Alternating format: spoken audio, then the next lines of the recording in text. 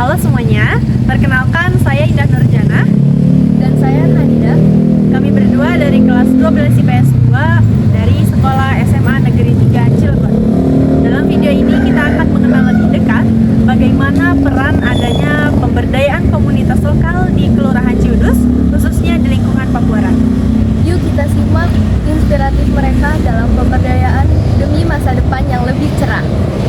Baik, saat ini kita sedang bersama dengan pembina Risma dan tokoh pemuda yang ada di lingkungan Pabuaran. Saat ini saya sedang berbicara dengan siapa? Dengan Bapak Habibullah. Baik Bapak, kita akan bertanya-tanya mengenai pemberdayaan komunitas lokal yang ada di lingkungan Pabuaran. Sebelumnya, apakah di sini sudah ada kegiatan pemberdayaan masyarakat? Jika ada, apakah pemberdayaan tersebut sudah berbasis atau mengangkat kearifan lokal di daerah sini? Alhamdulillah untuk pemberdayaan masyarakat itu ada, seperti halnya kita memberdayakan Risma, seperti itu. Baik, apa yang melatar belakangi Risma Pabuaran untuk menjalankan program belajar mengajar?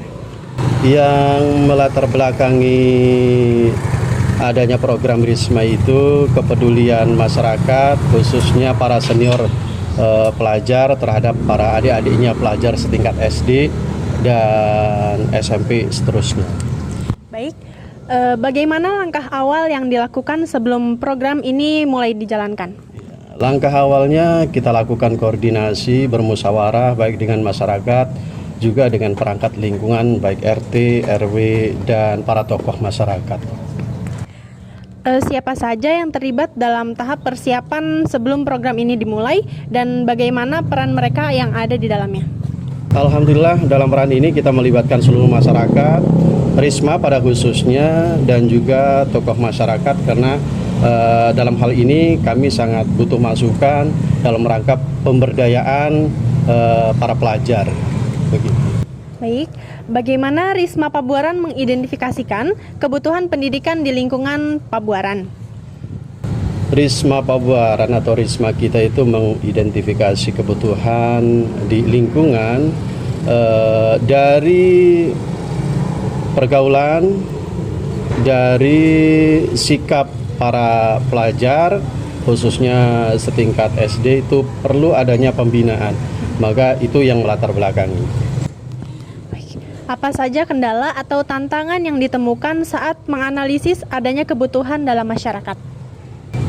Tantangannya adalah pada saat program ini kita lakukan, ternyata masih ada beberapa masyarakat atau kalangan orang tua yang belum begitu memahami dengan adanya program ini. Itu yang menjadi tantangan kami. Gimana sih respon awal masyarakat terhadap adanya program ini? Respon awal mulanya masyarakat ragu dengan program yang dilakukan Risma, tetapi dengan niat yang tulus, tekad yang kuat kami lakukan tahap demi tahap sampai alhamdulillah saat ini program Risma berjalan dengan baik dan mendapatkan respon yang baik dari kalangan masyarakat. Baik, selanjutnya akan diteruskan oleh rekan saya. Baik Bapak, apa saja yang menjadi pertimbangan dalam menyusun rencana program belajar mengajar? Baik, pertimbangannya seperti yang sudah disampaikan, ini menjadi keluhan tantangan di setiap lingkungan, maka pertimbangannya harus ada pembinaan terhadap anak-anak di lingkungan Pabuaran. Bagaimana strategi Risma dalam menentukan materi, metode pengajaran, dan sasaran peserta? Strategi Risma dalam menentukan materi pembelajaran disesuaikan dengan tingkatan pendidikannya. Kalau memang yang dihadapi setingkat anak-anak SD, maka materinya akan disesuaikan. Begitupun seterusnya akan disesuaikan dengan tingkatan pendidikannya. Bagaimana proses pengesahan rencana program Risma ini? Pengesahannya alhamdulillah ini sangat didukung sekali oleh para tokoh, perangkat lingkungan, sehingga untuk pengesahan adanya Risma ini alhamdulillah sangat baik, respon baiklah dari seluruh masyarakat. Bagaimana cara memastikan bahwa rencana program ini dapat berjalan sesuai target? Alhamdulillah, cara memastikannya tidak begitu sulit bagi kami karena hasilnya bisa kita lihat dari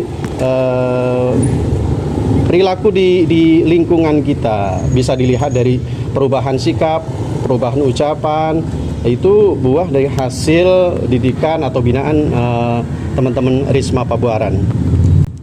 Bagaimana sistem pengajaran dalam program belajar mengajar Risma? Sistemnya disesuaikan dengan tingkatan pendidikan tadi ya. Kalau memang Risma menghadapi anak-anak pelajar setingkat SD, maka materinya akan disesuaikan dengan tingkatan pendidikannya. Apa saja tantangan yang dihadapi saat melaksanaan program tersebut? Tantangannya di antara orang tua yang memang anaknya kita bina, itu sebagian masih ada yang belum begitu memahami bahwa pentingnya pembinaan ini terhadap anak-anak. Itu kesulitannya. Bagaimana cara Risma Pabuaran mengevaluasi keberhasilan program belajar mengajar? Alhamdulillah, untuk mengevaluasi hasil belajar mengajar itu tidak sulit karena memang kita bisa lihat hasilnya dari perilaku anak-anak setiap hari, ucapan anak-anak setiap hari, itu bisa kita simpulkan sebagai hasil daripada binaan teman-teman Risma. Apakah program belajar mengajar ini dirancang untuk berkelanjutan atau memiliki batas waktu tertentu?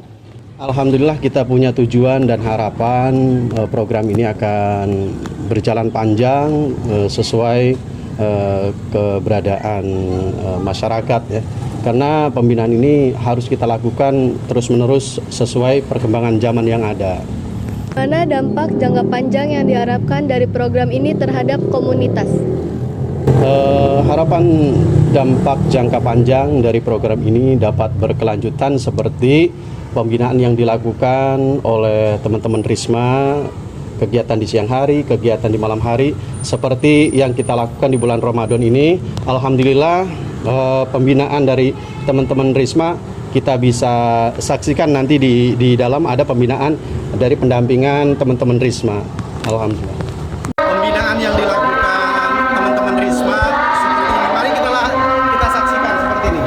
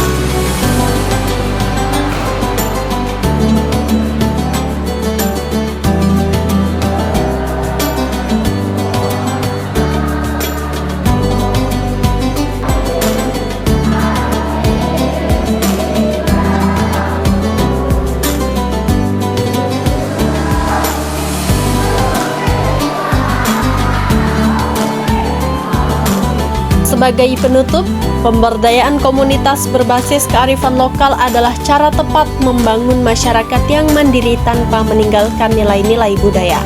Menjaga kearifan lokal di sekitar kita berarti merawat identitas dan memperkuat masa depan bersama.